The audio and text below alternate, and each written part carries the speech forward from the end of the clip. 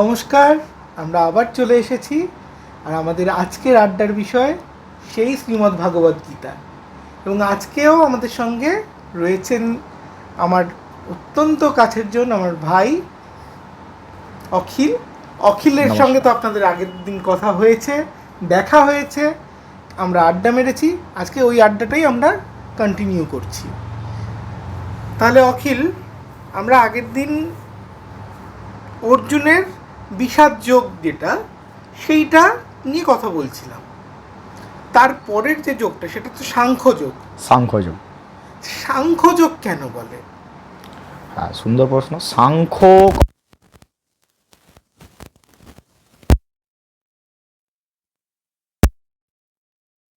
দর্শনের একটা পাঠ। আমরা জানি 6টি দর্শন আছে দর্শন শাস্ত্রে। সেই দর্শন শাস্ত্রের 6টি দর্শনের মধ্যে সাংখ্য দর্শন হচ্ছে একটি পাঠ আছে, অংশ আছে। এই সাংখ্য দর্শনে আলোচিত বিষয়বস্তুগুলি কি কি আছে? প্রকৃতি, পুরুষ, সত্তা, এই রকম 25টি বিষয় নিয়ে আলোচনা করা হয়েছে। ঠিক সেই রকমভাবে অর্থাৎ সাংখ্য যোগেতে ভগবান শ্রীকৃষ্ণ অর্জুনকে এই মন, বুদ্ধি, চিত্ত, আত্মা এই বিষয়ক নিয়ে আলোচনা করেছেন। সেই জন্য এর নাম হচ্ছে সাংখ্য যোগ। না, এই যে সংখ্যা, সেই জন্য এর নাম হচ্ছে সাংখ্য যোগ। তো এক্ষেত্রে যেটা আমার বারবারই মনে হচ্ছে যে আমরা আমাদের মন, বুদ্ধি, এই যে বাদবাকি যে জিনিসগুলো বলি, আত্মা, তো এই প্রশ্নটাই বারবার আসছে যে আমরা আত্মা নিয়ে অনেক বেশি কৌতূহলী, যদিও তার ভুল ব্যাখ্যা অনেক জায়গায় অনেকভাবে হয়। আবার কিছু কিছু জায়গাতে সেটার একটা ওই আধা ভৌতিক, অতি ভৌতিক ব্যাখ্যাও লোকে দিয়ে দেয়। কিন্তু তার সঙ্গে তো আত্মার যোগাযোগ নেই। আত্মা বলতে আমার ওই পারে যে বন্ধুরা রয়েছেন, আমি তাদের জন্যই মূলত প্রশ্নটা করছি, আত্মা বলতে আমরা কি বুঝি? আত্মা হচ্ছে সজীব, অর্থাৎ আমরা বাচ্চাবেলায় পড়ে এসেছি জড় বস্তু এবং সজীব বস্তু। এই সজীবদের মধ্যে থাকা এক অবিনশ্বর চেতনা। অবিনশ্বর কেন বললাম? আত্মাকে কখনোই কেউ বিনাশ করতে পারে না কোনোভাবেই। এই নশ্বর দেহ কিন্তু বিনাশী, কিন্তু আত্মা অবিনাশী। এই আত্মা হচ্ছে এক চেতনা যা মানুষকে জাগিয়ে তোলে। এই আত্মা হচ্ছে দুই ধরনের আছে, একটা জীবাত্মা আর একটা হচ্ছে পরমাত্মা। জীবাত্মাটা কি না, সজীব যেটা বললাম, সজীবদের মধ্যে থাকা যে চেতনা সেটা হচ্ছে জীবাত্মা। আর পরমাত্মা কি? ভগবানের কৃপায় এই সজীবদের মধ্যেই পরমাত্মার বাস থাকে, কোথাও যেন এক লুকিয়ে থাকে, যেটা আমাদের জীবনের পথ চলাকে গাইড করে নিয়ে চলে। সেটাই হচ্ছে পরমাত্মা। কিন্তু অনেক মানুষ সেটা কি বুঝতেই পারে না, আমাদের মধ্যেই পরমাত্মার বাস আছে।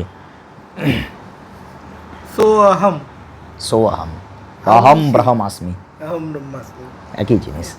অর্থাৎ এই যে জায়গাটা আমরা ধরতে চলেছি এই মুহূর্তে, আত্মার কথা, আত্মা সজীব, আত্মা চলমান। আত্মা কি জ্বর হয় কখনো? না, আত্মা জ্বর হয় না। কারণ একটা জড় বস্তু সে কখনোই আত্মা হতে পারে না। আচ্ছা, কারণ আমি প্রথমে বললাম আত্মা অবিনাশী, আত্মা নিত্য। নিত্য বলতে এখানে কি বোঝাচ্ছিস? এখানে নিত্য বলতে গতিশীল। গতিশীল গতিশীল বলতে এক জায়গা থেকে অন্য জায়গায় বা যেটা এই যে আমি যে কথা বলছি, বিভিন্ন ইন্দ্রিয় আছে, এটাকে মেনটেনেন্স করছে কে? আত্মা। তার মানে গতিশীল যখন বলছিস বিষয়টা, আমি এটা ধরে নিতেই পারি যে এই প্রত্যেকটা গতি সেগুলো আমাদের এক একটা কাজের মতো, যেদিকে যে কাজটা যাচ্ছে আমরা সেই দিকেই নিজেদেরকে চালনা করছি। তাহলে এখান থেকে আমার প্রশ্ন আসবে, কর্ম কি? আর যখন চালনা আমরা করছি, আমরা তো ইন্দ্রিয়ের সাহায্যে এগুলো চালনা করছি, তাহলে ইন্দ্রিয়ের বিষয়টা নিয়েও আমি একটু জানতে চাইব। কর্মটা হলো এই মানুষের আকাঙ্ক্ষা বা ইচ্ছা পূরণের জন্য বা মানুষের জীবন ধারণের জন্য যেটা আমরা করে থাকি সাধারণত, সেটি হচ্ছে কর্ম। সেটা এবার তারপরে তার ভাগ আছে। হ্যাঁ, ধরো আমি এখানে বসে কথা বলছি, এই যে কথা বলাটা এটিও একটা কর্ম। কারণ গীতার শ্লোকেই বলা হচ্ছে একটা মানুষ কখনোই কর্ম না করে এক মুহূর্ত জীবিত থাকতে পারে না। আমরা যে শ্বাস প্রশ্বাস নিচ্ছি সেটিও একটা কর্ম। তো কর্মর ক্ষেত্রে আমাদের যদি জিজ্ঞেস করতে চাই, কর্ম ক প্রকার? গীতা অনুসারে কর্ম হচ্ছে দুই প্রকার কর্ম। একটা সকাম কর্ম আর একটা নিষ্কাম কর্ম। সকাম কর্ম কি? যে কর্মের মধ্যে আমাদের ফলের আকাঙ্ক্ষাটা থেকে যায় বা আকাঙ্ক্ষা থাকেই, সেটাকে আমরা বলবো সকাম কর্ম। যেমন একটা টিউশন মাস্টার পড়াতে যাচ্ছে, সে কিসের জন্য পড়াতে যাচ্ছে? মাসের শেষে একটা বেতন পাবে বলে। তাহলে এই পড়াতে যাচ্ছে, কিন্তু যে বেতনটা সে পাচ্ছে এটা তার ফলের আশা কিন্তু থেকে যাচ্ছে। কিন্তু যখনই একটা টিউশন মাস্টার এই বিনা বেতনে যখনই একটি বাচ্চাকে পড়াবে, সেটা তার কিন্তু নিষ্কাম একেবারে নিষ্কাম বলা যাবে না, কারণ তার পিছনে হয়তো অন্য কারণ থাকতে পারে। কোনো কারণ থাকলে হবে না, সেক্ষেত্রে সেটাকে বলা হয় নিষ্কাম কর্ম। তো এক্ষেত্রে সকাম কর্ম যারা করছেন তাদের কি আমরা কোনোভাবে হেয় চোখে দেখছি, না যে নিষ্কাম কর্ম করছে তাকে আমরা বিশাল বড় চোখে দেখছি? বর্তমানে প্রত্যেকেই সকামী। নিষ্কাম কর্ম যারা প্রণম্য পূজনীয়, যারা সন্ন্যাসী মানুষ, তাদের ক্ষেত্রে কিছু কিছু নিষ্কাম কর্ম করে থাকে না। বর্তমানে সবাই, তুমি বলো আমি বলো, সবাই সকামী। কাজ করলে ফল আশা থাকবেই। হ্যাঁ, ফলের আশা থাকবে। বর্তমানে সবাই, আমিও সকামী। আমি যে বলবো না যে হ্যাঁ আমি নিষ্কাম কর্ম করে, এবার ভুল কথা হবে। তাহলে আমি নিজেও সকামী, না করলে খেতে পাবো না। আর ইন্দ্রিয় কথাটা বললে, সেটা বলি, ইন্দ্রিয় হচ্ছে কি না, যার সাহায্যে আমরা বাইরের কিছু জিনিস উপলব্ধি করতে পারি বা বাইরের কিছু জিনিস আমরা করতে পারি, সেটাকে বলা ইন্দ্রিয়। কারণ আমার যদি ইন্দ্রিয় না থাকে, আমি কিন্তু কিছুই উপলব্ধি করতে পারবো না। সেটা জড়বস্তুর সমপ্রায় হয়ে যাবে। জড়বস্তু না হলেও জড়বস্তু সম হয়ে যাবে। তাই ইন্দ্রিয় মানুষের মধ্যে থাকতে হবে, নাহলে সে জড়বস্তু তুল্য। আচ্ছা, তো ইন্দ্রিয় কয় প্রকার? ইন্দ্রিয় প্রধানত 3: কর্মেন্দ্রিয়, জ্ঞানেন্দ্রিয় আর অভ্যন্তরীণ একটা ইন্দ্রিয় আছে। কর্মেন্দ্রিয় কোনগুলো? বাক, পানি, পায়ু, উপস্থ এবং পদ। বাক হচ্ছে কথা বলার শক্তি, যেটা আমরা বাক কথা বলি। পানি অর্থাৎ হাত, আমরা হাত দিয়ে কর্ম করে থাকি। পাদ কথার অর্থ হচ্ছে চরণ, আমরা চলাফেরা করে থাকি। পায়ু, যেটা আমরা শরীরের মধ্যে বজ্র পদার্থ, যেটা দিয়ে আমরা ত্যাগ করি। উপস্থ হচ্ছে যে যার মাধ্যমে আমরা প্রজনন শক্তি, উপস্থ। এই পঞ্চ কর্মেন্দ্রিয়। আচ্ছা।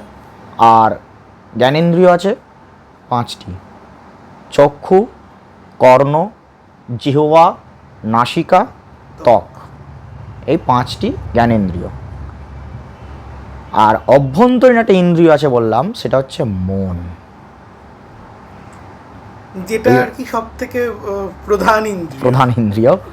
আর এবং ভয়ঙ্কর চঞ্চল, বেদেতেও এনাকে চঞ্চল বলা হয়েছে। বেদেতে শিব সংকল্প সূক্ত বলে একটা সূক্ত আছে, সেখানে প্রথম শ্লোকই বলা হচ্ছে ইয়াগ্রত দুরমুদৈতি দৈবম তদু সুপ্তস্য তথৈবৈতি দূরঙ্গমং জ্যোতিষাং জ্যোতিরেকং তন্মে মনঃ শিব সংকল্পমস্তু। অর্থাৎ যে জাগ্রত অবস্থায় এবং সুপ্ত অর্থাৎ ঘুমন্ত অবস্থাতেও যে দূরে এবং কাছে অবস্থান করে, মানে জাগ্রত অবস্থাতেও সেই মন আমার কাছেও থাকে, আবার দূরেও চলে যায়, আর সুপ্ত অবস্থা তো হবেই। সেই মন যেন, এখানে শিব বলতে মঙ্গলময়, সেই মন যেন আমার এই মঙ্গলময় কর্মে মতি হয়। তাহলে এই বেদেতেও বলা হচ্ছে মন চঞ্চল। হ্যাঁ, এবং আমরা যেহেতু গীতা নিয়ে কথা বলছি, এবং আমরা প্রথম অধ্যায়েই বলেছিলাম যে আমরা সেই বিষয় নিয়েই কথা বলবো, যা নেই ভারতে তা নেই ভারতে, অর্থাৎ মহাভারত কেন্দ্রিক কথা বলছি। তো যখনই আমরা দেখলাম যে বানপ্রস্থ বলছি, অজ্ঞাতবাসে পাণ্ডবেরা আছেন এবং যুধিষ্ঠিরকে ধর্মরাজ যক্ষরূপে প্রশ্ন করছে যে বায়ুর থেকেও বেগবান কে, সে মন। তো সেই এই মনের প্রধান কাজ কি তোর মনে হয়? মনের প্রধান কর্ম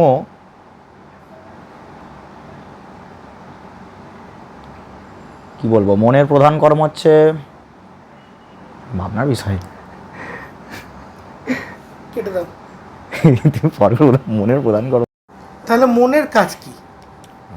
মনের কাজ হচ্ছে মানুষকে চিন্তা করতে শেখায় বা মনন করতে শেখায়, তাই হচ্ছে মন। একটা আমি কাজ করছি, আমার একটা প্রিপারেশন থাকে বা চিন্তা থাকে, আমি চিন্তা করে প্ল্যান করে নিলাম, আমার মন সেটা ঠিক করে দিল যে এই পথে চললে তুমি এই কাজটা সফলতা পাবে। এই যে চিন্তা করাই হচ্ছে মন। তার লোকে তো বলে মন নাকি আমাদের হৃদয়ের কাছাকাছি কোথাও থাকে, এটা কি সত্যি? না, হৃদয়ের কাছাকাছি থাকলে সেটা তো আমাদের শ্বাস প্রশ্বাসের কাজে লাগতো। মন হচ্ছে মানুষের, মন হচ্ছে আমাদের ব্রেনে অর্থাৎ মাথায়। আমাদের যে চিন্তা করা, আমরা যে চিন্তা করে সমস্ত কর্ম করি, তো একদমই সমস্ত কাজ করতে হয় আমাদের কোথায়, স্টোর হয় কোথায়, এইখানে একদম। তো আমাদের হেড অফ দ্য ডিপার্টমেন্ট হচ্ছে শরীরের মধ্যে এইটা, তো মনও সেই হেড অফ দ্য ডিপার্টমেন্টের মধ্যে একজন পড়ে, সেই জন্য ওনার স্থান এখানেই। আচ্ছা, আমরা মন নিয়ে যখন কথা বলছি তখন আমার আরেকটা জিনিসও জানবার, সেটা হচ্ছে আমরা বলছি মন এখানে সব ইন্দ্রিয়কে চালনা করছে। কাজ করতে হলে আমাদের কিছু ভাবতে হয়, কিছু সেই ভাবনা চিন্তার অনুযায়ী মন আমাদের বলে দিচ্ছে আমাদের কোন দিকে যেতে হবে, কি করতে হবে। একটু আগে আমরা সকাম কাজ নিয়ে কথা বলছিলাম, আমরা নিষ্কাম কর্ম নিয়ে কথা সেই অর্থে বলে উঠতে পারিনি। তো সকাম কাজ যেটা, আমরা তার ডেফিনেশনের দিকে কিন্তু এখনো যাই। তো সকাম কাজ যদি তোকে ডেফিনেশন ওয়াইজ বলতে বলি, তাহলে কি বলবি? ফলাশক্তি ছাড়া যে, না ভুল বলছি, সকাম কর্ম হচ্ছে যে কর্মে ফলে আসক্তি থাকবে, সেই কর্মটাই হচ্ছে সকাম। আসক্তি অর্থাৎ অ্যাটাচমেন্ট থাকবে, সেটি হচ্ছে সকাম। সেটা ভালো হতে পারে, খারাপ হতে পারে। আর নিষ্কামের ক্ষেত্রে সেটা উল্টোটা, যে কর্মে ফলে আসক্তি থাকবে না, সেটি হচ্ছে নিষ্কাম। মানে যেখান থেকে আর কি আমাদের শ্লোকটা আসছে, কর্মণ্যেবাধিকার আসতে মা ফলে সুখাদাচনা। তো এইখানেই আমার একটা প্রশ্ন, আমরা তো দেখি অনেক মানুষ অনেকের পরোপকার করতে যান, অনেক ধরনের কাজ করেন যেগুলো হয়তো সমাজে অন্যকে উপকৃত করে। তো সেখানে কাজগুলোকে আমরা নিষ্কাম কর্ম কি বলতে পারি? সব ক্ষেত্রে হয়তো না, কারণ যারা পরোপকারী করেন, সবার জন্য বলছি না, যারা পরোপকারী করেন তারা হয়তো মন থেকে নিজের আত্মসন্তুষ্টির জন্য হয়তো কাজটি করে থাকেন, এই যে নিজের যে আত্মসন্তুষ্টিটা, এইখানে যে আমিত্ব যে ভাবটা, এই আমিত্ব যে ভাব থাকলেই কিন্তু সেটা সকাম কর্মের মধ্যে পড়বে। আচ্ছা, অর্থাৎ যে কাজে আমি এসে যাচ্ছি, আমার ভাবনাটা আসছে, আমি করছি ভাবছি, সেটাই সকাম। একদম। সুতরাং যারাই আমরা কোনো কাজ করছি, যতক্ষণ না আমরা সেটা ভাবছি যে ইষ্ট নির্দিষ্ট, ইষ্ট নির্দিষ্ট, ততক্ষণ পর্যন্ত পর্যন্ত সেটা আমাদের কাছে সকাম কর্মই সকর্ম হচ্ছে হয়। এবং নিষ্কাম হচ্ছে না। নিষ্কাম হচ্ছে না। নিষ্কাম তখনই হবে কখন, এই একটা উদাহরণ দিই, কয়েকজন মানুষ আছে বিপদের ক্ষেত্রে ঝাঁপিয়ে পড়লো, পরের ক্ষেত্রে দেখলো না যে কী হবে না হবে, তার স্বভাবই ওটা, পরের বিপদ দেখলে ঝাঁপিয়ে পড়লো, ব্যাস, বিপদ থেকে উদ্ধার করে দিয়ে আবার চলে সাইড হয়ে গেল, তারপর আর ভাবলো না কি হবে না হবে, ওসব দেখা দেখির কোনো গল্প নাই। বুঝতে পেরেছি। আর তাহলে ধর আমরা যারা ঘরে বসে দিনরাত কিছু না কিছু আমি করে যাচ্ছি, আমরা নিষ্কাম কাজ কি করে করতে পারি? ওই যে আমি এই ত্যাগ করতে হবে, আমি তোটাকে ত্যাগ করতে হবে। আমি কে? অহম। আমি কে? আমি মানে এখানে অহংকার। আমি মানেই অহংকার। আমি প্রথমে বললাম পরমাত্মা আমার শরীরের মধ্যে আছে, তাহলে এই যে পরমাত্মা যখন আমার শরীরের মধ্যে আছে, সব কিছুর অধীন হচ্ছে পরমাত্মা, তাহলে আমার এই শরীরটাও কিন্তু আমার নয়। তাহলে আমি আমি এই কথাটা কিন্তু আমি বলতে পারবো না। এমনিতেই তো আমরা শুনছি যে শরীর আসলে একটা খোলস মাত্র, খোলস, নশ্বর। তো সে তাকে ত্যাগ করে আমাদের আবার অন্য আরেকটা খোলস ধারণ করতে হচ্ছে। গীতাতেই বলা আছে যে পাশাংসি জীর্ণানি যথা বিহায় নরানি গৃহ্ণাতি নরোপরাণি তথা শরীরানি বিহায় জীর্ণান্যানি সংয়াতি নবানি দেহি। অর্থাৎ